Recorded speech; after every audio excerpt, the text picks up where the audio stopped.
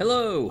Today we're going to be covering something that is, interestingly, this is one of the topics that students probably, for whatever reason, the first time students hear it, they're usually confused, and it's not a difficult concept, but most students have a confusion about it. And so I think the reason it's confusing, I've decided, is not because the concept's confusing, but because some of the terms that we use in describing these different types of bonds are a little bit confusing, and they sort of seem to overlap. But the actual concepts are relatively simple. So I think if we just used better words on it, it would actually not be that bad. But nonetheless, we're going to be jumping into something that we call today let's see, something funny is going on here. Intermolecular Forces. And as we get started, let's first look at this word, intermolecular forces. Okay, so the word inter, now you might have heard of some other uses of a prefix of inter, such as international.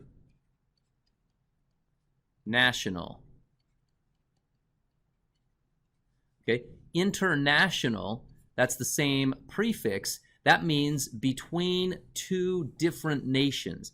It isn't within the same nation. Instead, it's between one nation, such as the US, and another nation, such as Japan. So similar to international being between two different countries, intermolecular is between two different molecules. So when we break this word down, it's referring to forces. We can just kind of rephrase this. Forces between two different molecules.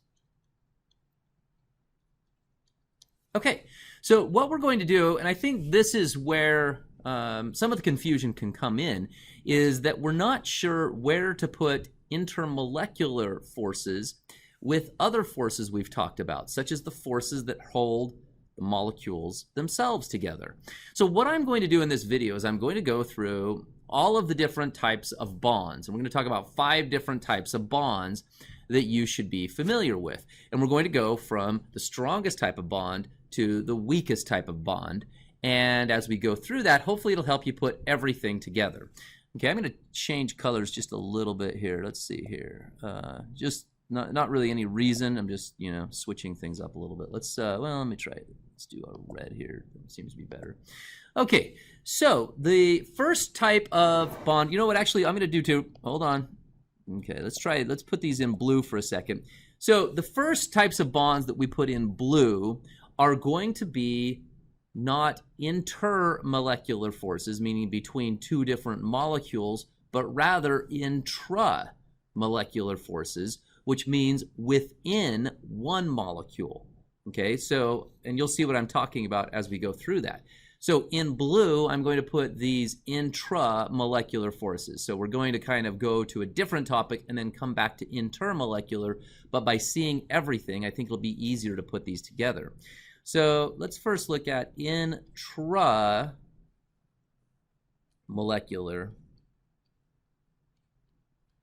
forces, or just basic bonds. Okay, so the first one, and then you're already familiar with this, so I won't spend a lot of time, is going to be covalent bonds. Okay, and covalent bonds, as you know, covalent bonds are the sharing of electrons between two atoms.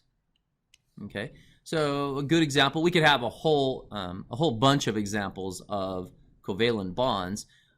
Let's use one that I'm going to use water, which is one we commonly use. I'm going to use that later on.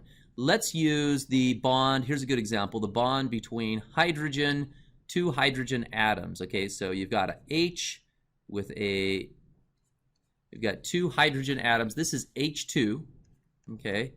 and this is the way hydrogen gas comes. And as you can see, each of these hydrogens is holding on to these electrons, and they've filled their valence shell by sharing electrons, and so they have what's called a covalent bond. And by the way, we are going to be going in this order. Okay, everything we list at the top is stronger, and then as we go down,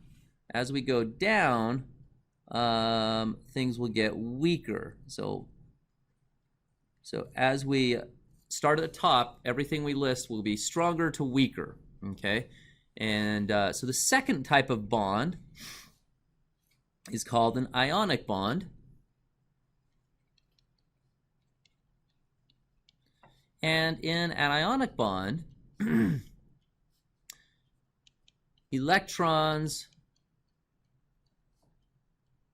are transferred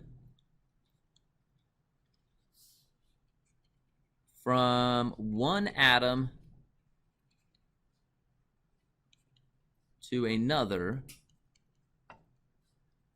and the atoms are attracted to each other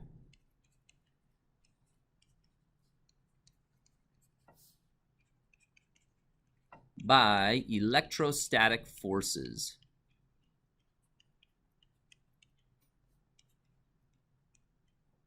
I know it's a little bit sloppy on the handwriting, but you know, I'm just going to go with it. Okay, so, and we know what this is, guys. This is, and when I say electrostatic forces, that means positive and negative charges. And of course, obviously the example I'm going to use is NaCl, because we have Na positive is attracted to Cl minus, and so these have this attraction. And of course, the difference here between these two is these two, H and H, are bonded one to another in the sense that you have just two of these hydrogens stuck together. Whereas in the case of NaCl, it's not really right to describe it as one sodium is attracted to one chloride. Rather, that's better thought of as this big block where there's a whole bunch of sodiums intermixed with a whole bunch of chlorides, and then they form that crystal shape that we know. Okay, but this is called an ionic bond. Okay, meaning that that's what holds the sodium, the positively charged sodium ions, to the negatively charged chlorine ions. Okay, so, and I'm not going to spend a lot of time there because we go over that in a different video. Okay, so now I'm going to change the color, and we're going to be starting to talk about intermolecular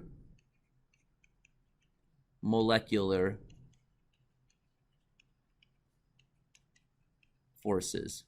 Okay, so just to clarify, before I go on to that, just to clarify on these terms, up here we were talking about intramolecular forces, meaning that those were the forces within the molecule itself. Like you can see here, this force that bonds the hydrogen to the hydrogen, the molecule is a hydrogen bonded to a hydrogen. So it's what force is holding the molecule together. Okay, now when we talk about intermolecular forces, we're not going to be talking about the forces that hold the molecule together.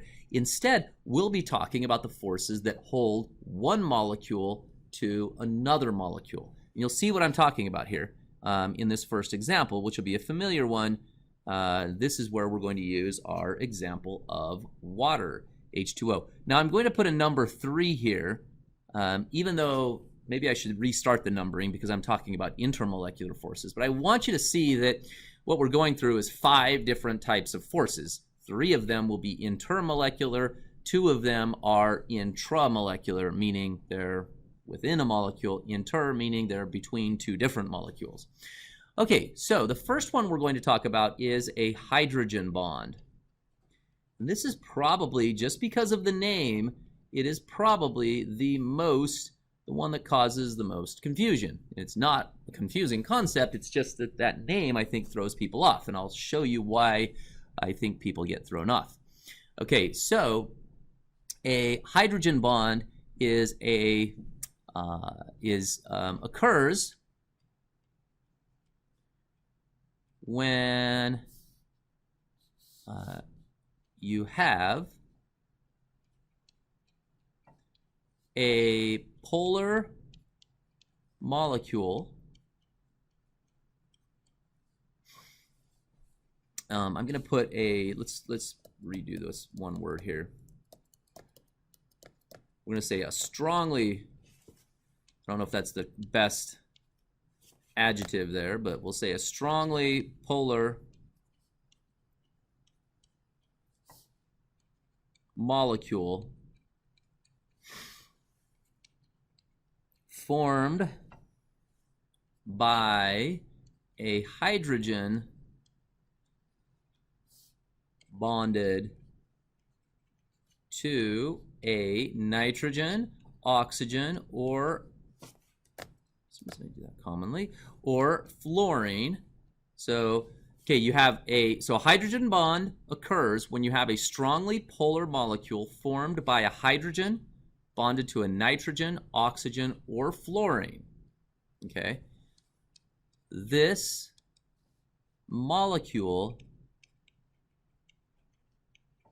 is then attracted to the other polar molecules. Okay, so what am I talking about here? I know that sounds confusing, but when we draw it out, it shouldn't be nearly as bad as it looks.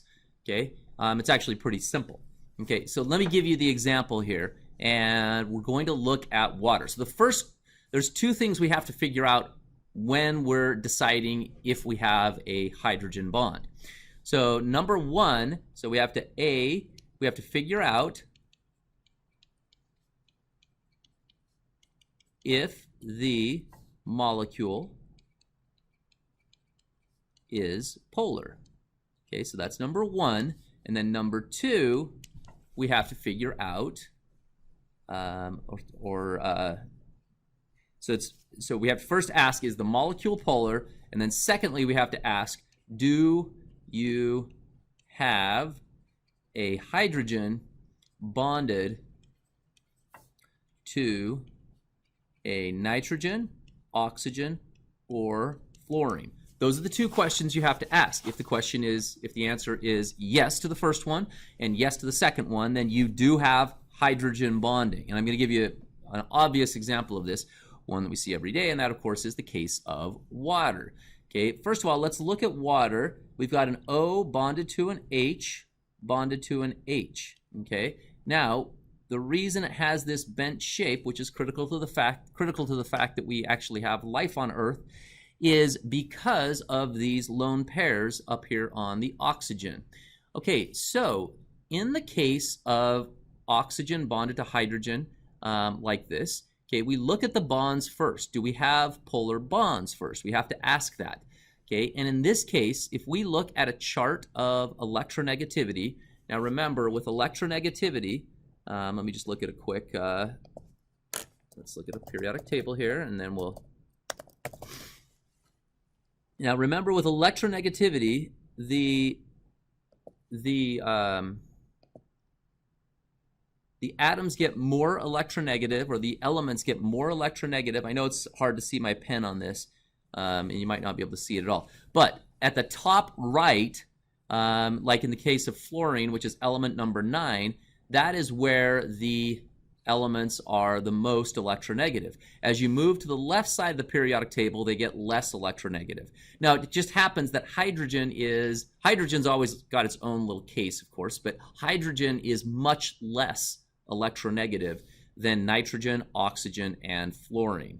Okay, so let's go back to our periodic table. And so because oxygen is more electronegative than hydrogen, then what happens here is oxygen, and this is the way we kind of draw this, oxygen pulls the electrons to its side. Okay, it does not share evenly. This is like the example that we've talked about before. When we're in and out and we're sharing French fries, and we've got one of those friends, so-called friends, that tends to pull those fries over to his side or her side Don't wanna eliminate the possibility of anybody pulling French fries to their side, but that's the way oxygen is in this case. It pulls the electrons to its side, and what that does is it causes oxygen to be more negative. So we put this sign above it here, where oxygen is more negative. So this sign, which is a lowercase delta, it's a Greek symbol. Don't worry about you don't have to learn Greek, but what it says essentially, by putting that sign next to it, it means partially. So that makes the oxygen side become partially negative.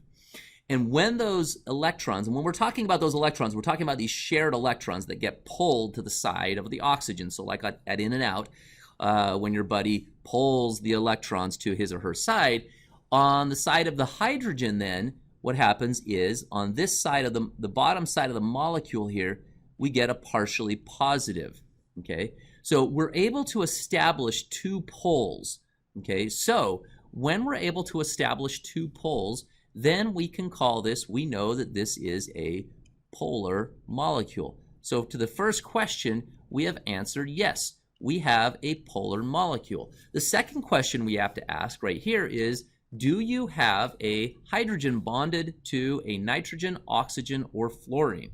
Well, we've got a hydrogen bonded to an oxygen right here. So the answer is, to the second question, is yes also. So we do have a hydrogen bonded to an oxygen. Now, why is that question important? Why are we asking that? That seems a little bit arbitrary. I mean, who cares what's bonded to what? Don't we just care if it's polar? The reason that we ask that question is because there is a dramatic difference in electronegativity between hydrogen and oxygen, meaning that it's not just that those French fries are pulled to the side of the oxygen. It's that they're pulled way over to the side of the oxygen, okay? And it's a little bit like, to use a second metaphor, it's a little bit like a tug of war between like a sixth grader and a first grader. Those electrons are pulled way over to the side of the oxygen, okay? So this makes it, by having a hydrogen bonded to a nitrogen, oxygen, or fluorine, it makes it a more dramatically polar molecule. A good way to think about this is, it's kind of like we're going to call it, this is still metaphor, it's not exactly what's going on, but it's like a strong magnet, okay? Okay, so where a regular polar molecule is going to be kind of like a weak magnet, a polar molecule that has a hydrogen bonded to a nitrogen, oxygen, or fluorine is a lot like a strong magnet, okay? So now what we've done here is we've figured out that we have a polar molecule that has a hydrogen bonded to an oxygen. So now we have what we essentially call, we have a strong magnet. So that strong magnet is sitting there, but the magnet itself is not where the bond happens. It only happens when another magnet comes along and then they're attracted to each other. And that is the key when it comes to intermolecular forces. Nothing that we've looked at here is an intermolecular force. An intermolecular force is the bond between one molecule and the next molecule. So what happens then is, when you get a second water molecule, okay, you get a second water molecule like this, and of course it's just the same, where it's got a negative side here and a positive side down here. Now what happens then is there's going to be an attraction here between the negative side up here and the positive side on the other molecule. So I'm going to put that in a different color. Let's use, what's a nice strong color that we can use? Let's use, what's going to really stand out? Let's use yellow. That should stand out. Okay, and let's even make this nice and thick, just so it's so clear what we're talking about here. So the bond here, I'm going to use a dotted line to show the actual intermolecular force. Okay, so it's bond. You see this? So if you look right here, guys, the intermolecular force then is, so this is the intermolecular force. It is the attraction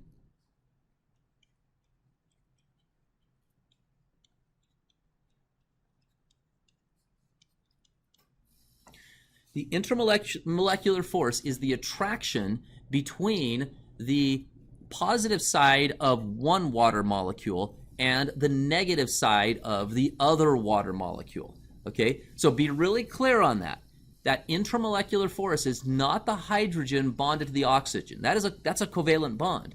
The intermolecular force is the attraction from the positive side of one polar water molecule to the negative side of the other polar water molecule. Okay, and we could do this with a whole bunch of examples. Let me give you just one more example, and just to tell you what. Let's before we go on, I'm going to show you what happens now. Is you get these intermolecular forces, or these hydrogen bonds. I'm going to actually put that in there so that we know that this is a hydrogen bond. Okay, now again, to be really, really clear, the hydrogen bond is not the bond within the water molecule. That is a covalent bond. The hydrogen bond is the bond from the oxygen side of the molecule of one water molecule to the hydrogen side of the other water molecule. So it's a bond between two different molecules. That's really critical to understand. Okay, so now I'm going to show just a couple others. So what I'm going to show you here is how you have a whole bunch of these that bond together. So you can imagine here you've got another water molecule right here. Has the same case where it's got a positive, a polar molecule where it's kind of got a positive pole and a negative pole. I'm going to show you how all of these start to just sort of bond together. So then I'm going to start drawing all of these. Let's see, I'm going to make this a little fatter like we had it. There we go. Okay, so again, the reason I'm making this so fat is because I made one of these videos earlier, and it was not, you couldn't see the actual bonds I was drawing. So hopefully these big fat yellow lines are going to show up. So look at this, guys. There's these attractions that happen between these molecules. Okay, and again, they're from the positive side of one molecule to the negative side of the other molecule. So you can see this would be attracted to over here, and you can start to see how maybe this would be attracted over here, and you can start to see how water, and the key here is this, guys, water sticks together. That's the thing that is unique about water, and we'll make that in blue here. Let's use this one here. So the effect of the hydrogen bonding is water sticks together. And you guys have seen this when you see, like, on the surface this bead of water. Okay, so you can see water on a surface. It forms this bead shape, and the reason is because of the intermolecular forces holding all of those water molecules together.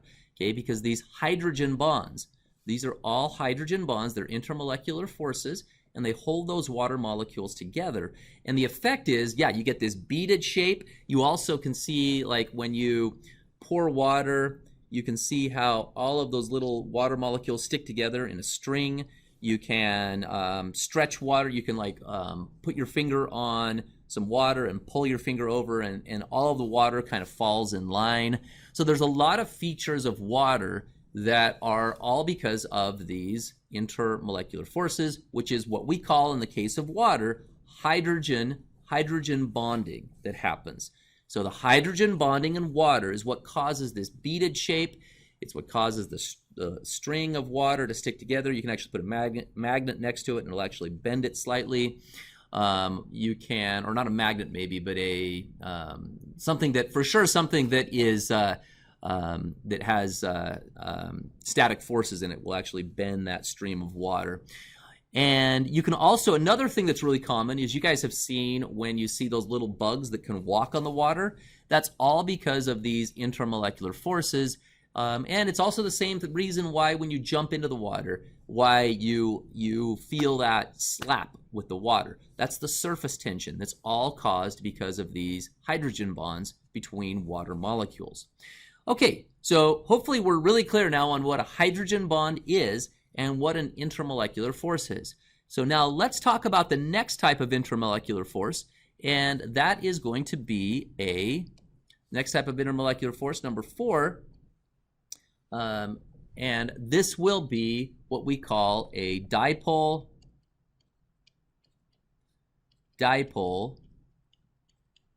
force. Okay, now a dipole-dipole force is essentially the same concept as a hydrogen bond. Okay, same concept as a hydrogen bond. The only difference is it's not as strong of attraction between molecules as a hydrogen bond. Okay, a hydrogen bond it's kind of like a hydrogen bond is a strong magnet, but a dipole-dipole force is like a weak magnet. In fact, I'm just going to write that there, okay? And even though that's not a full explanation, I think it almost makes more sense, okay? So it's just like a hydrogen bond, but a hydrogen bond is a strong, try again, hydrogen bond is a strong magnet. I'm going to put that in quotes because it's not technically a magnet. Hydrogen bond is a strong magnet, and a dipole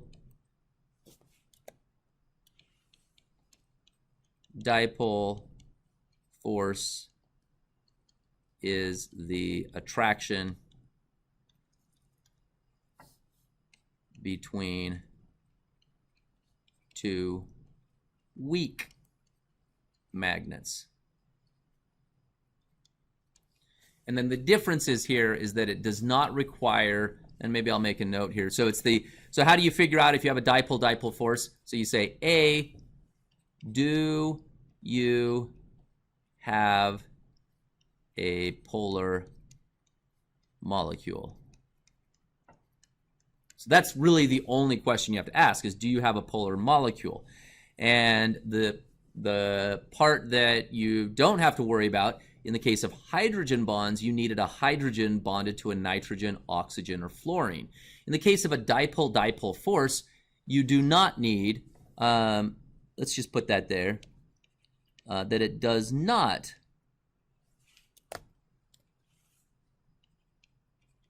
have, let's put an underline there, hydrogen bonded to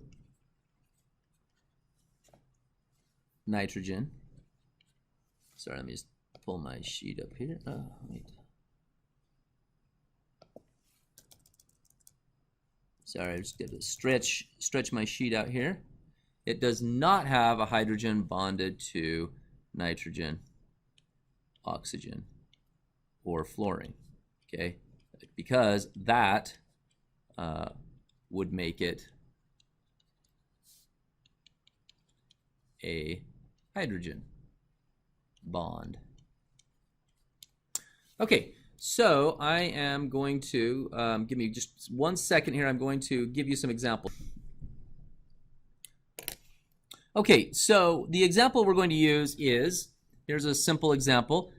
You guys have all heard of hydrochloric acid. It's HCl. Okay, with HCl, we have a hydrogen bonded to a chlorine, and we do have these extra, just in case you're curious, we do have these lone pairs out here. But we have a hydrogen bonded to a chlorine, and that bond, in fact, we could put that, let's put that as a line since we did that above. We'll do a little line here. Okay, so if we have a hydrogen bonded to a chlorine, of course that line represents 2 electrons. We do have polarity here, okay, because we've got this bonded to this. Okay, so that's polarity, and we do not have a hydrogen bonded to a nitrogen, oxygen, or fluorine. Instead, we have a hydrogen bonded to a chlorine. So we know that we don't have a case of hydrogen bonding. Instead, we have a case of just a polar molecule here that will carry out dipole-dipole forces. Okay, and so here is the case. Now, again, all we've done to right now is we've just analyzed whether we have a polar molecule. And so we can establish here that this side of this molecule is positive. This side is positive, and this side is negative. Okay, so that's pretty clear. This is the French fries being shared between the chlorine and the hydrogen. Chlorine's more selfish. Chlorine pulls the electrons over to its side, partially, making it partially negative and partially positive. It is not completely negative. If it was completely negative, this would be an ionic bond. It is not that. It is just a polar molecule, meaning that you've made this side partially negative, this side partially positive. Now, to this point again, all we've done is established that we have a magnet. We have not established that there is any polarity, or we haven't established, sorry, we have not established or we have not shown the actual dipole-dipole force, because the dipole-dipole force is an intermolecular force, meaning it's between two different molecules. So now all we have to do is draw the second molecule up here. I'm going to put a lot of space in between, probably more than we need, just to show really clearly, make that fat yellow line and show where that dipole-dipole force is occurring. So HCl again, okay, so this is another one. Again, this side over here is going to be positive. This side will be positive. This side will be negative. I'm not going to draw all the details, but the point here is this. Between these molecules, we are going to have this nice dotted line. Now, the dotted line, again, represents the dipole-dipole force. Okay, in this case, this is the, we'll call this a dipole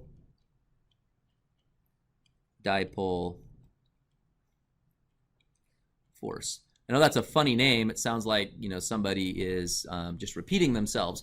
But the point is that you have a dipole on one molecule and a dipole on the other molecule, and between them is a force, and that's why they call that the dipole-dipole force. It sounds like, I always think of it kind of like as a diaper force, I guess. I don't know why, but it sounds like somebody's repeating themselves, but there is some meaning to the madness there. Okay, so let's put a few more in here just so we're really clear. This is not just occurring between two molecules, but it occurs in a network of sense, in a sense. And so we've got another HCl here. So we just draw a bunch of HCl's, and we'll show you how these kind of all get kind of interconnected with these dipole-dipole forces. And again, a dipole-dipole force is a type of intermolecular force. Okay, so, and we could draw a whole bunch of these. We've only drawn a few here. We've only drawn a few, so we could do a few more here. HCl and HCl, and they probably form a nicer network here. Of course, this is just sort of, you know, randomly placed, but they probably, because those patterns would occur, they would probably form a nicer looking network essentially. But nonetheless, that's kind of the point, is you can see all of those dipole-dipole forces in yellow. Okay, so this would be an example of a dipole-dipole force. Let me give you one example of something that is not a dipole-dipole force, just so that we're clear, and then that'll help us lead into the final type of force, which is going to be called dispersion forces. So this is, let's look at this example. There's a whole bunch, but this would be one example. C bonded to F. This is called carbon tetrafluoride. Okay, this would not be a polar molecule, because if you look at this, we do have polar bonds in this molecule, because fluorine is the most electronegative atom. It's the most selfish atom when it comes to sharing French fries of any atom on the periodic table. So you do get these polar bonds, but we do not get a polar molecule, because if you look at this and if you try to establish a positive or negative side, let's see what would happen here. Okay, we might say, okay, let's see here. Well, this side's negative, obviously, because the fluorines are pulling the electrons to its side. So let's see if we can make this other side positive. Wait a second, this other side is exactly the same. So if we try to make this negative, no, that's not going to work, because then we've got a negative and negative. In order to make a polar molecule, in fact, I'm going to write this down. In order to make a polar molecule,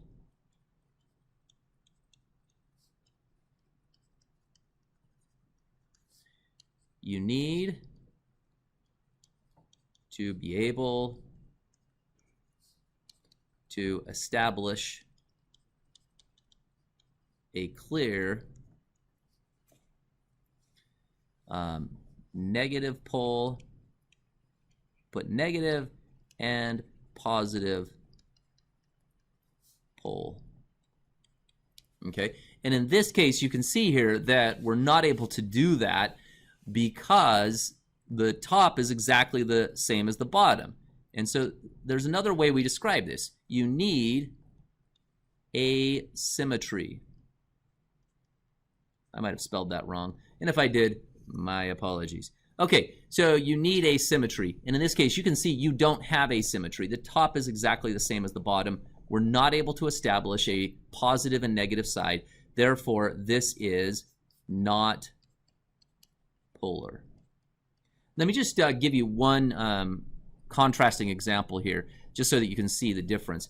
Now, on the other hand, what if we had the chlorine bonded to hydrogen, that wasn't, sorry, I said chlorine, but I meant carbon, and fluorine down here at the bottom. Now, in this case, we can establish a negative and positive side because fluorine is more selfish than hydrogen. So what you have here is you have this polar bond here, and then in this case, I believe carbon is slightly more electronegative than hydrogen. I believe it's just very slight. But the point is, though, is we can establish now because fluorine is so electronegative, we could definitely establish that this side would be negative and that this side would be positive.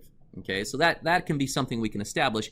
And so now, since we have a polar molecule, then we know we could now have a case where we could get dipole, and we would get dipole-dipole forces, because if we bring another carbon with, bonded to these three hydrogens and a fluorine down here, okay, we are now going to get some attraction between these molecules, okay? And this then, of course, would be, this attraction then would be the, this would be the intermolecular force, which is the general name, and then the specific type of force would be, of course, the dipole force. Okay, so hopefully that helps to clear up what a dipole force is. Okay, last one, number 5. All right, so number 5 is going to be something we call the dispersion forces. Okay, so these are attractive. I'm going to put an adjective before attractive that I think will help to clarify this. Okay, so these are very weak. Again, as we move down this list, we're getting weaker and weaker. Very weak attractive forces between non-polar molecules. Okay. Now, in this case, we have, there's some good examples, but any non-polar molecule is going to exhibit these very weak attractive forces between them. So the question is, well, let me give you an example first, then we'll go over a question. Okay, so an obvious example would be, for example, when we take oxygen bonded to oxygen. Okay, so if we're thinking about this as a tug of war, this is a 5th grader or 6th grader, doesn't really matter, a 6th grader fighting over electrons with a 6th grader. Okay, they are both the same size. Those electrons will be shared precisely in the center. Therefore, we have, this is a non-polar molecule. Okay, so when we have a non-polar molecule, then we know we're talking about dispersion forces. Okay, so when we have another oxygen molecule, of course, they never come in single molecules. That'd be so tiny that it would be not even worth talking about. Okay, so in general, we're talking about obviously many, many, many, many molecules, trillions of molecules, probably trillions of trillions. Okay, so then the question is, are these attracted to each other at all? The answer is they are attracted to each other a little bit, okay? And they're attracted by something called a dispersion force. I'm going to make these, well, let's see, how can I make these stand out? Because I don't want to make it look like the other one. I'm going to make dispersion forces. We'll make them purple. Purple is kind of like a cutesy color. It's not as strong, so we'll make a little purple bond. So these are dispersion forces. They are very, very weak, okay? And I'll tell you some of the implications of that weakness in a moment. But dispersion forces are these attractive forces that occur. Now, why would, if we have no polarity, why would there be any attraction between two different molecules that have no polarity? These are magnets that have no charge, or have no, they're not even magnets. They're so weak that you wouldn't even consider them magnets. So how would they be attracted to each other? The answer is this. I'll give you a short explanation. Don't get obsessed with it. Just remember these are non-polar molecules. But the way that this is usually explained is that there's some shifting that goes on with the electrons. And as those electrons shift back and forth, they create what they call a dipole moment.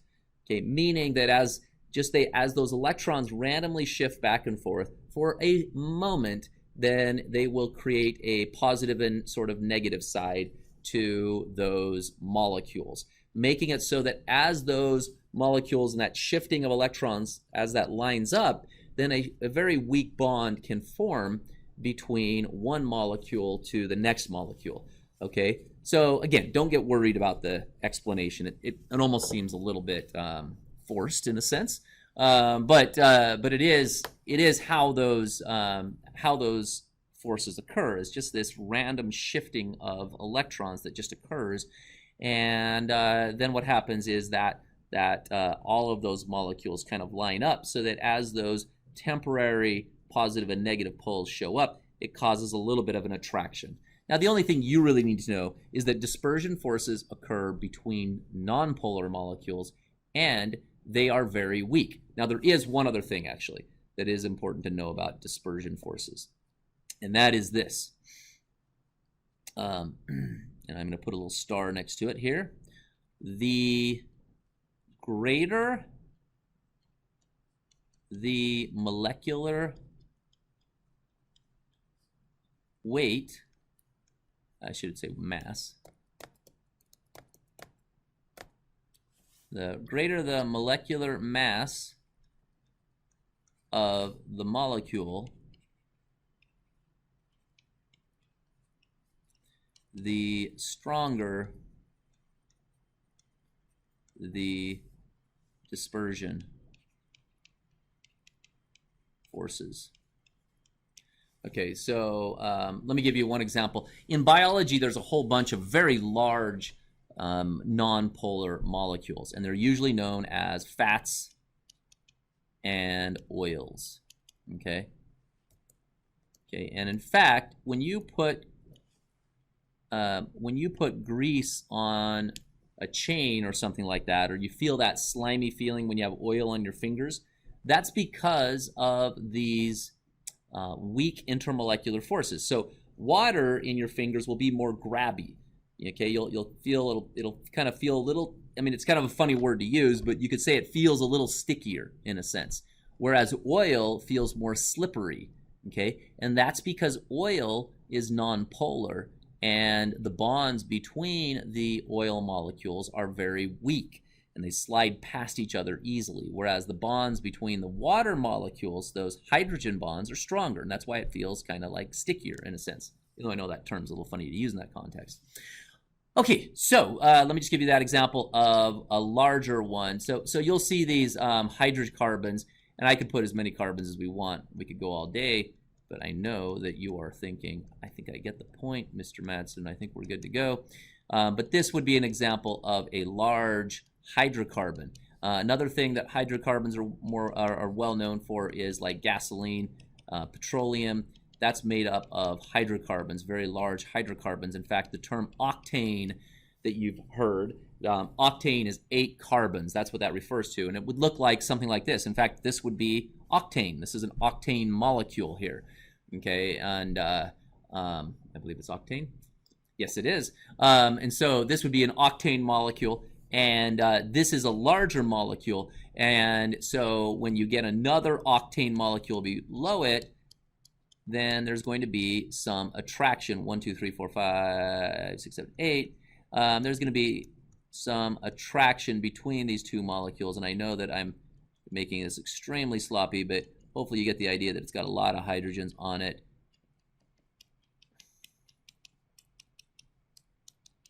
So the whole point of drawing all of this stuff that I probably, if I was being nice to you, I would probably fast forward it, but you guys can fast forward that yourselves.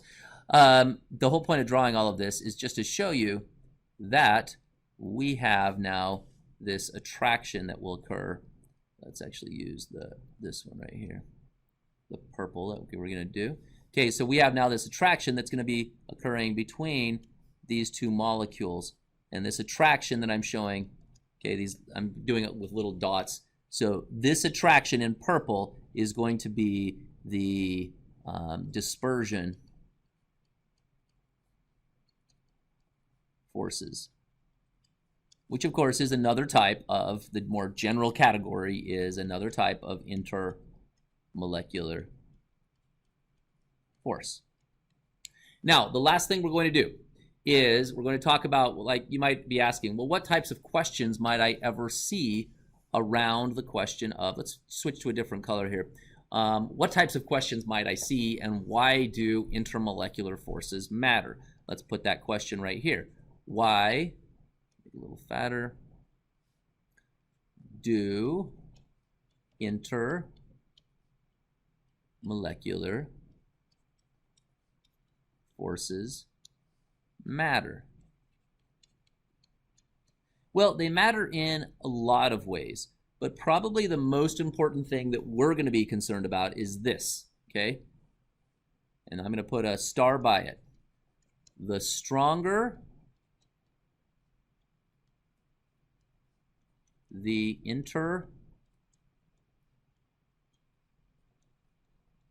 intermolecular forces,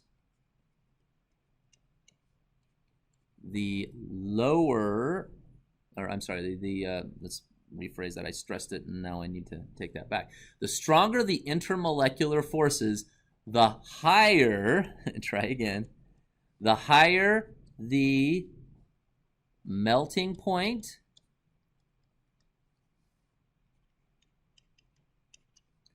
and boiling point of the substance. Okay, so the stronger the intermolecular forces, the higher the melting point and boiling point of the substance. And that is really the key, guys, that's why when we get to, so things that carry out, so just to give you an example, water has a high boiling point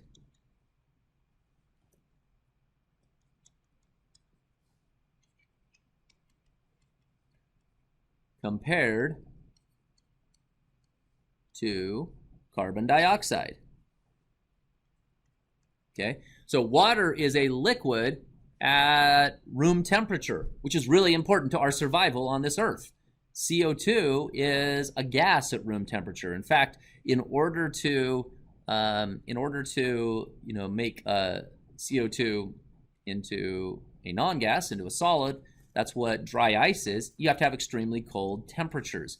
Okay, so and the reason is because water shaped like this, and it's going to have intermolecular forces, as we've shown above, where you'll have water molecules attracted to other water molecules. But in the case of CO2, okay, in the case of CO2, you have a symmetrical molecule, and you can see here that even though oxygen is more electronegative and you do have polar bonding, you cannot establish a polar molecule. So this is a non-polar molecule, and this has weak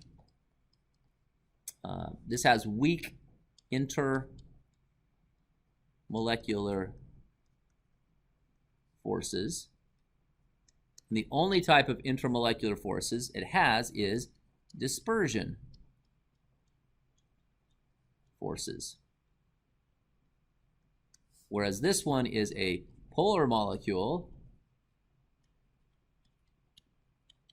it has hydrogen bonded to nitrogen, oxygen, or fluorine, in this case to oxygen. It is what we call a, or it's obviously strong intermolecular forces.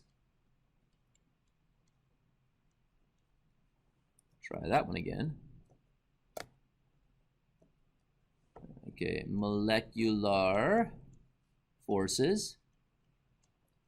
And this is what we call, we'll put quotes on that, this is what we call hydrogen bonding. Okay, and so the implications of this is, here's the implications on this side and this side. So this will have, let's put a little T here, this side and this side, this will have a high boiling point.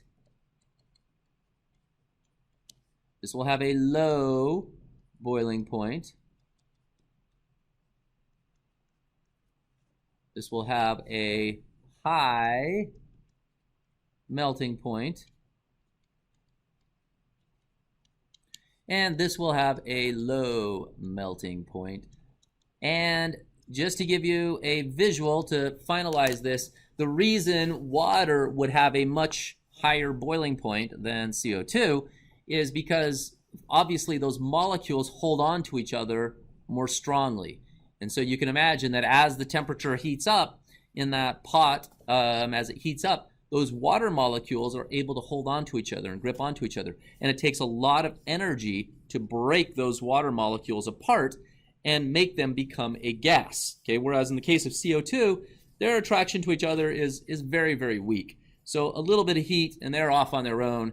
They spread out across the whole room and you have a gas. Whereas in the case of water, there's more grabbing onto each other and they hang on tightly. It takes a lot of heat for that to rise. So these concepts of intermolecular forces then become critical because we need liquid water in order to survive. Fortunately, it has polar bonding and intermolecular forces, and therefore it has a high boiling point, which becomes very useful to us since most of our bodies are made of water. Hopefully that helped, and please take the time to understand this. It is worth your investment, and I think that you'll find that it will make a lot of sense as you figure out what those terms mean and just clarify that, and it'll be like, oh, okay, we're essentially talking about how strong the magnets are, and the stronger the magnet, the stronger the intermolecular force. Thank you.